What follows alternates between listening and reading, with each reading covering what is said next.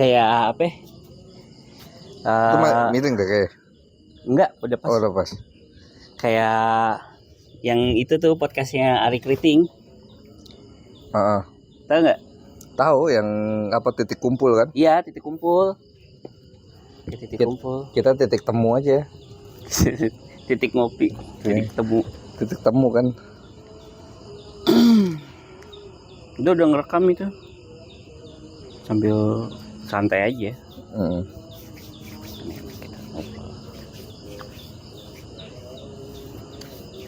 Udah nyampe si Irjuni Palembang.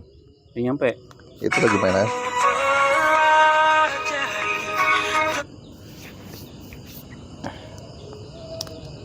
Baru sampai. Besok aja bang lah, besok aja malah dia ngomongnya. Apaan tuh? Itu ini balikin mic-nya. Ya kan, bener kan? Berarti kalau disuruh malam ini berarti gua balik, kemungkinan kagak ikut ngaji maksudnya. Berarti disuruh ngaji gua. Oke.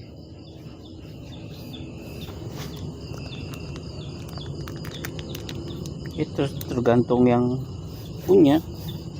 Lumayan ini soalnya.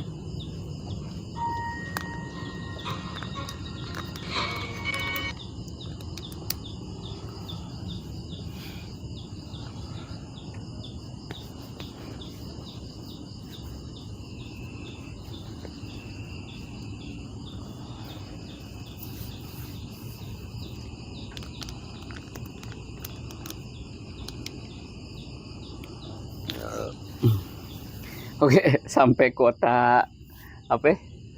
Biasanya sih sampai 3 jam 4 jam. Kualitas kan berapa puluh giga kan.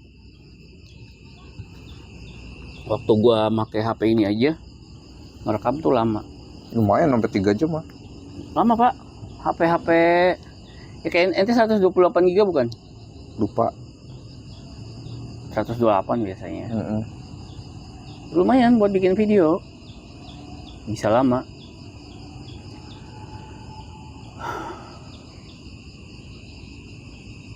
Jadi gitu. Ketika memang bisa dibilang kan kalau bicara pengalaman pribadi ya, kalau gue kan dapetin ketenangan itu senantiasa ngejaga koneksi kan. Koneksi gue akhir-akhir ini tuh terputus nih, udah ibaratnya naik turun, gak stabil sebelum-sebelumnya. Karena tadi kenapa yang nyebabin terputus, ada penyakit, ibaratnya salah satu rasa gedek, rasa proses kan. Penyakit itu dirawat. Namanya penyakit kan emang ujiannya di situ kan. Kalau penyakit itu dirawat, itu akan senantiasa ngotorin hati gitu. Dirawat itu ketika misalnya gini Pak, kita kerja nih, ya kan, itu kan singgungan atau misal dari orang-orang kerja tuh, mereka ada temen yang nggak sengaja bercanda tapi dia bikin dia rada sakit gitu kan. Nah itu akan secara otomatis jadi tamengnya dia. Jadi bukan inget sama kerjaannya, bukan inget sama apa yang harus dia selesaiin, tugasnya dia. Apalagi sama Allah bicara kan gitu. Dia ingetnya sama kebencian. Tadi temen gue udah fokusnya ke situ aja. Iya kan? Ngobrol sama yang satu, tadi gue diginiin, ngobrol sama temen yang ini ngomongnya sama. Dan itu namanya ngerawat. Jadi nggak boleh dirawat, artinya udah. Kalau kita kan sering bilang kan udah cukup, lewatin aja, itu udah berlalu kan. Gitu, karena itu memang ke kapasitas dan kemampuan orangnya sih. Kalau orangnya emang cepat move on, mungkin dia udah cepet kali dia bisa ngelupain gitu aja kan. Tapi bagi yang nggak move on dan selalu dengar kabar miring, ntar keinget lagi tuh, kebuka lagi gitu kan. Udah ada berusaha nutupin, kebuka lagi, saya tutupin, dibuka lagi. Harusnya udah diselesaikan gitu kan, udah bodo amat gitu tuh. Iya. Akhirnya ngeganggu proses ketenangan dia, proses dia nyari kebahagiaan tuh keganggu karena belum selesai di luka yang dia terima gitu. Di sekolah juga sama, sekolah apalagi anak-anak yang sekarang kan dapat kritikan dari hater, mungkin enggak gue nggak apa-apa totonya ngumpet gitu.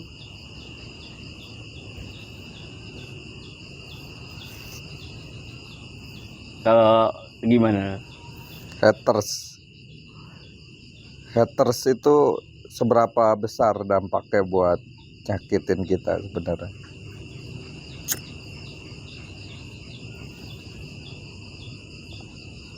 Pakai ini, colokin ke sini itunya. Bisa Suaranya live-nya. kan itu Bisa dong, suaranya biar jelas. TikTok. Iya, suaranya biar jelas live-nya. Iya. Pakai itu. Kalau mau nge-live maksudnya. Udah ini main aja dulu. Kan itu kan buat ini Buat evaluasi. tes ya. Iya, kalau ini kan Gitu. Jadi kalau menurut gue tuh kenapa orang-orang ibaratnya ya rata-rata ya hampir beberapa temen yang ditemuin itu kesannya mereka itu sering di rumah aja, apa tuh bahasanya, jarang keluar tuh, introvert. Ya introvert tuh, introvert. Mending dia intro lagu ya kan, atau enggak intro warkop atau gimana kan, intro dangdut. Garing sih sebenarnya. iya.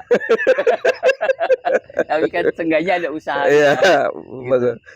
Usaha lebih keras lagi. Iya.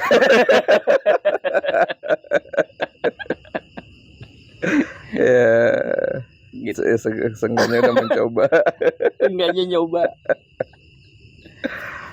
Ya. Ya introvert.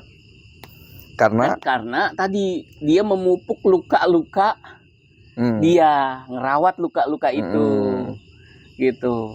Orang ketika dirawat, mereka akan secara otomatis melakukan self defense kan. Gimana caranya biar survive? Insting manusia tuh selalu bertahan. Otak tuh udah ada desain utamanya tuh bertahan. Gimana caranya bertahan? Karena manusia di desain tuh biar survive dalam keadaan apapun kan. Nah, cara survive itu ya dengan memisahkan diri dia dari orang-orang itu. Tapi itu nggak akan mengobati, yang ada malah menambah. Jadi semakin dia diem, dia malah inget terus tuh, inget lagi terus lagi. Terus ditambah lagi kan, kok kamu gara-gara kamu diem mulu dikata-katain, kamu nggak kerja dikata-katain, makin diem lagi, makin introvert lagi kan, makin minder lagi ibaratnya kan. Banyak anak-anak yang ibaratnya dia pengen kerja, tapi kerja disalahin sedikit ngambek, itu kan gampang terluka kan. Oh, gue nggak ini nih, gue enak, abis itu keluar gitu kan, nggak begitu. Tuh. Nah, menurut gimana nih, menurut Ustadz Hasbi nih? Motivator. Motivator. Ya.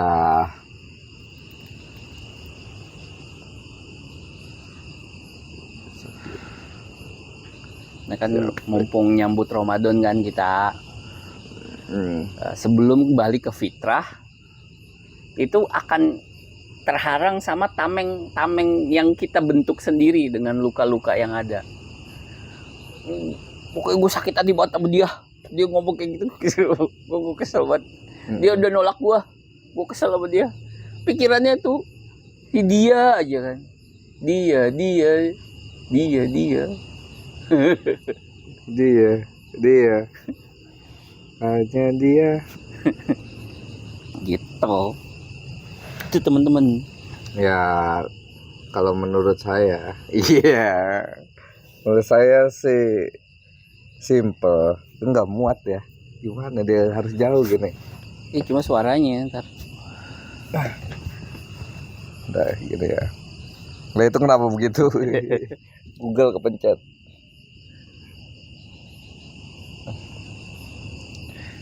Oke.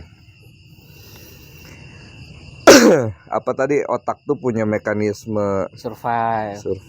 Karena dia bertahan dari luka-luka Mm-mm. yang memang sengaja dia rawat sendiri. Karena manusia kan nggak mungkin, hidup kan dua koin kan Pak, ada pro ada kontra. Namanya hater, namanya itu kan itu satu hal yang lazim kan. Niscaya itu ibaratnya kan, nggak mungkin nggak terjadi, pasti terjadi selama lu masih hidup kan. Kalau udah mati mah ya kagak ada kayak gituan. Drama Cina gitu. Dibully kan, toto jadi CEO. Oh gitu, betul. Ya banyak orang yang kayak gitu sekarang, lagi nyamar jadi orang susah, saking menjiwainya jadi susah beneran.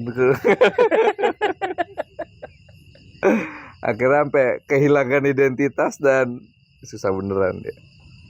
Ya Gitu. Ya bagi saya sih simpel Pak, hidup tuh memang tergantung arah pandang, sudut pandang, cara pandang gitu kan. Kalau kita kenal istilahnya hari ini tuh dengan istilah mindset gitu kan. Sebenarnya kalau tubuh juga ngasih tanda-tanda kan, gitu.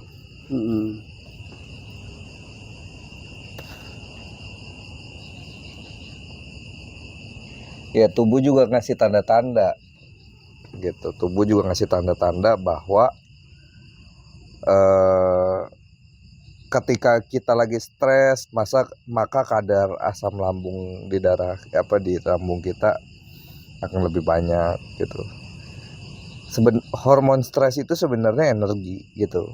Kenapa tadi saya setuju ketika Bapak ngomong orang stres tuh seharusnya jangan introvert gitu. Justru dia harus memperbanyak gerak gitu, memperbanyak gerak gitu.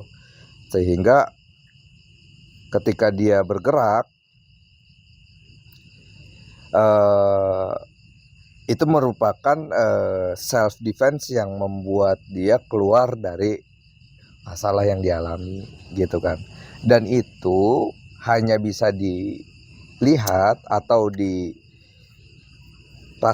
oleh orang-orang yang memiliki sudut pandang optimis gitu. Karena bagi orang optimis, di setiap kesempitan itu selalu ada jalan. Tapi bagi orang yang pesimis menganggap kesempitan itu malah petaka gitu. Bahwa ketika kita kayak hari ini nih ingin mencapai sesuatu, terus tiba-tiba kok dikasih susah, dikasih ujian-ujian gitu kan. Ketika kita melangkah ke tempat itu, sebenarnya itu merupakan tempaan mental gitu kan. Itu merupakan ibarat wadah tuh lagi diperluas, lagi diperbesar dengan kapasitas yang mungkin jadi lebih siap untuk menerima isi karunia dan nikmat Allah yang lebih besar nantinya kayak gitu. Pasti berbanding lurus. Betul. Iya. Berarti bisa diambil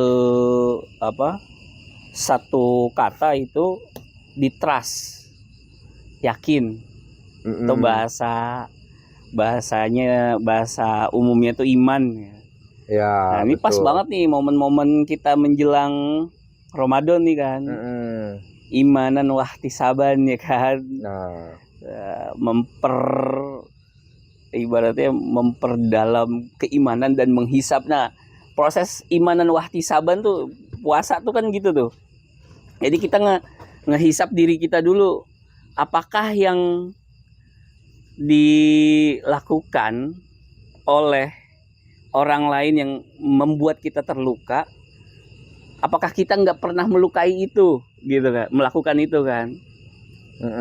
Jadi menghisap diri kita sebelum menghisap dosa-dosa orang lain ke kita gitu. Kalau bahasanya itu kan kalau Allah itu kan lebih cepat terkabul ya doa-doanya ya, ketika orang-orang yang dizolimi itu kan ya, itu justru malah kalau bagi orang Islam kan, oh ini kesempatan nih gue langsung berdoa gitu kan, gitu, doa yang pengen wah gitu. Tapi kan ketika dihadapkan pada momen tersebut tadi memang sudut pandang keimanan yang keilmuannya itu yang akan mempengaruhi gitu. Iya, responnya seperti apa gitu kan. Kalau sebenarnya kayak ada kan sebuah istilah atau sebuah amsal kan, permisalan tentang apa sih yang menenggelamkan kapal gitu kan. Bukan air yang ada di luar gitu, bukan air, kapal kan tetap bisa berlayar bebas, menembus samudra, menembus badai dan lain sebagainya. Dia tidak akan tenggelam selama air yang dari luar tuh nggak masuk gitu. Jadi yang menyebabkan kapal itu bisa tenggelam adalah karena air yang ada di dalam. Berarti kita paham posisi, artinya menempatkan diri ya. Betul. Kita tidak menempatkan diri kita untuk menampung lingkungan hal-hal yang tidak perlu, negatif, hal-hal yang nggak perlu gitu. Ketika memang itu terjadi, ya biarkanlah itu terjadi di luar kita. Betul. Bukan ada di dalam diri, artinya tidak dimasukkan ke pikiran kita, nggak masukin ke hati kita. Udah biarkan itu berlalu dan biarkan waktu yang akan menjawab. Iya, karena respon mental kita yang jadi penentu gitu. Bahwa situasi bisa terjadi di luar kendali, di luar ekspektasi, di luar keinginan kita. Hal terburuk bisa terjadi dalam kehidupan kita, tapi ketika kita mampu mengkondisikan respon atau sikap mental kita gitu kan, maka insya Allah semua akan baik-baik aja gitu kan. Bahwa apa istilahnya, seseorang bisa begitu kecewanya, seseorang bisa segitu sakitnya, itu karena dia mengizinkan gitu, gitu. Kalau dia nggak mengizinkan ya insya Allah nggak akan terjadi gitu. Ya, proses pengizinan itu didasari dari egonya dia sih kalau saya. Keinginan terbesarnya ketika harus gue udah mencoba yang terbaik tapi gue disalah-salahin terus nih sama bos ya kan. Gue kerjaan gue udah banyak, ini gue udah banyak, giran bos ngasih masalah lagi gue langsung diomelin, padahal kan bos tahu kerjaan gue banyak.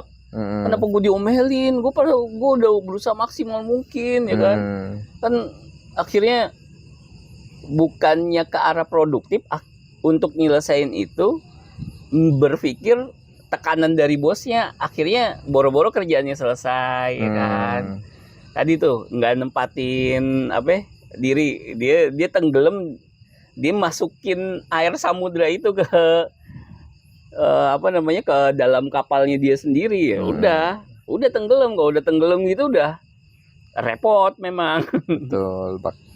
Dan ada juga nih kaitannya dengan air ya, maksudnya gitu. Air. Bahasanya ada pengendali air. Ya, air tuh kayak ada simulasi game gitu kan. Jadi orang tuh disuruh megang air gelas gitu kan. Terus diganggu sama teman-temannya, dia harus berlari ke sana ke sini, harus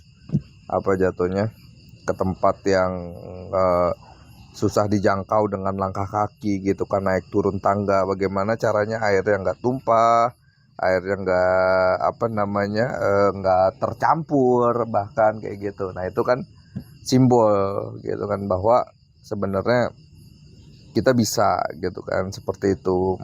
Masalahnya adalah sikap mental apa yang kita pilih untuk menghadapi setiap hal dalam kehidupan kita gitu. Oh itu kita, bicara tentang game-game kayak gitu, game simulasi karakter, kayaknya ini bicara tentang itu tuh, kayak seru juga itu kalau kita ngadain, buat teman-teman yang mau ngadain itu ikut ya di sini. Iya. Promosi langsung. Iya, jual kelas ini. Iya, jual kelas. Ini Anda Timothy Roland. Anda bro tim. Nah, buat lu yang sering introvert kan. Ya.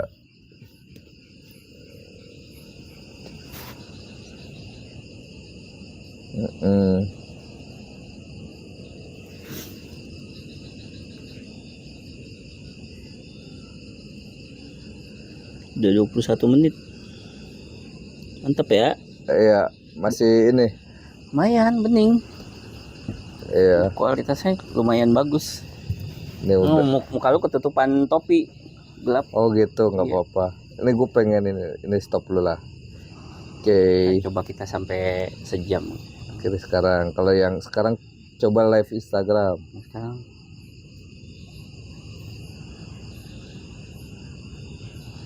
241 pembantu.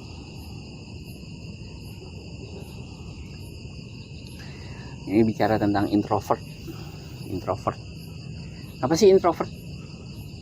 Kenapa ekstrovert? Berarti bisa jadi orang yang ekstrovert itu bisa jadi introvert, dan introvert bisa jadi ekstrovert. Nah, proses peralihan itu proses peralihan dari ekstrovert, ternyata itu bukannya karakter. Apa memang ada karakter? Emang karakternya introvert atau karakternya ekstrovert? Ya ada kecenderungan, tapi bukan harga mati gitu, bisa dirubah gitu, bahwa orang memiliki kecenderungan gitu kan, karakternya tuh keras gitu kan, karakter energi sosialnya tinggi gitu. Soalnya kan ada gini, ada tipikal introvert yang memang dia itu memilih bukan karena luka, tapi dia itu milih untuk ngembangin dirinya, Pak. Kenapa dia introvert? Ya kan, kayak contoh gini, ketika dia udah ada bahasa kalau introvert itu punya ambisinya tinggi. Dia buat ngejar sesuatu, dia memilih menghindar dan memisahkan diri lah ibaratnya kan, untuk meningkatkan kualitasnya pribadinya gitu, kualitas diri. Terus sampai ada, ya ini emang harus dicari sih, coba kita cari deh introvert yang sukses. Kayaknya ada deh, ada di ininya. Pernah denger nggak itu tentang itu kan? Karena introvert itu nggak melulu negatif juga, karena kita kadang butuh sisi itu juga. Kayak contoh gini, nggak usah jauh-jauh lah, pas Nabi Muhammad, dia kan memisahkan diri ke Gua Hira kan, gitu. Dia memisahkan diri. Kalau dari sekarang kok orang introvert banget, nggak mau gabung kan, sama rekan-rekan sejawatnya, ya kan? Dia lebih memilih untuk memisahkan diri, gitu kan. Itu kan kalau dari sisi itunya kan introvert kan. Tapi untuk tadi mencari jalan terbaik dalam kehidupan kan, gitu. Jeda lah, sekedar menenangkan diri. Nah itu butuh memang, iya kita butuh jeda gitu. Kita butuh jeda. Kayak sholat juga kan ada tumanina, gitu kan. Dalam ibadah aja tidak tidak dikebut sedemikian rupa gitu kan, bahwa menunjukkan bahwa prinsipnya Allah tidak suka sesuatu yang berlebihan gitu. Istilahnya air ketika cukup maka ia akan menjadi air minum, menjadi buat kita mandi gitu kan. Tapi kalau ketika dia di luar batas maka akan jadi banjir bandang, jadi tsunami gitu. istilahnya kayak gitu. Ternyata begitu juga dengan Api gitu api kan. kan soalnya merusak, Iya, membakar. tapi ketika dalam takaran yang pas dan bisa dikontrol, maka akan jadi penghangat, akan menjadi buat masak Ya, gitu. sumber energi. Gitu, bahwa prinsipnya sesuatu yang berlebihan tuh bahaya gitu kan. Bahkan untuk terlalu pinter bahaya, terlalu cinta bahaya. Semua yang sudah dalam konotasi berlebihan maka akan membawa kita dalam bahaya gitu. Makanya ada kalimat kan, cintailah sekedarnya, siapa tahu suatu saat kamu akan membencinya, atau bencilah sekedarnya karena suatu saat kamu akan mencintainya gitu. Seperti itu gitu, bahwa bagaimana kita mengatur temperatur batiniah kita harus diatur sedemikian rupa gitu, sehingga tidak menjadi penyesalan di kemudian hari gitu. Seperti itu, semua ada takarannya.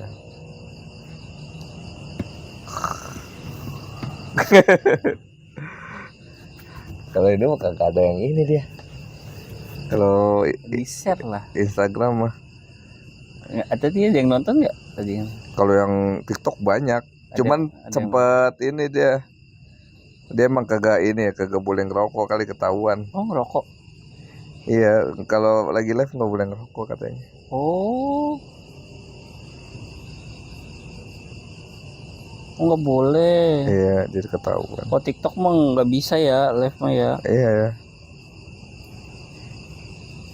Kedetek dia. Iya. Maaf Anda. Tuh. Ya, itulah. Jadi Tuh Pak Sukirno tuh. Jaksel ngupdate status deh.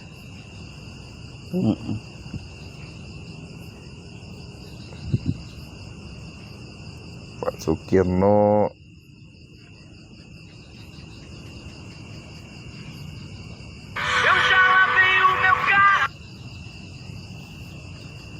apalagi ya kan sekarang kan kita di dikondisikan di zaman itu ekstra cepat ya. Ibaratnya dulu kita beli barang harus jalan, ibaratnya ada proses waktu untuk ini mah tinggal klik pesen sampai di rumah, tinggal klik pesen datang. Akses informasi, keilmuan, dimana kita dulu harus nyari dulu gurunya siapa, ini siapa. Iya. Ya tinggal search, ada tutorialnya, ada yang ngajarin. Iya. Tapi itu hal-hal positifnya, hal negatifnya juga cepat. Ketika ada yang posting buruk nih, Kayak hoak misalnya. Hoak, kalau nggak teman kita nggak lagi di sekolah, buat teman-teman yang SMA biasanya atau teman-teman yang sekolah kita lagi ngapain, di foto langsung diupload kan. Ya bercanda, tapi bagi orang yang mungkin karakternya dan keilmuannya itu akan selalu jadi beban gitu kan ke merekanya. Nah, buat ngatasin itu ya salah satunya tadi bisa menempatkan diri aja, karena kita tidak mungkin menahan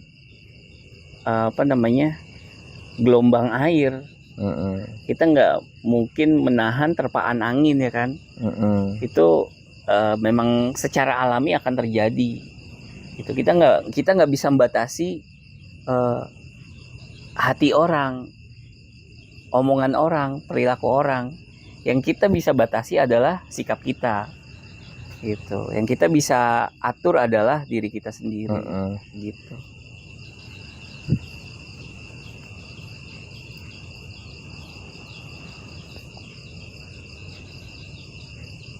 Wow. Mantap, mantap. Tuh berapa lama? Gak ada 30 menit mah. Udah ada 30 menit. Mau dilihat coba. Coba aja dengerin.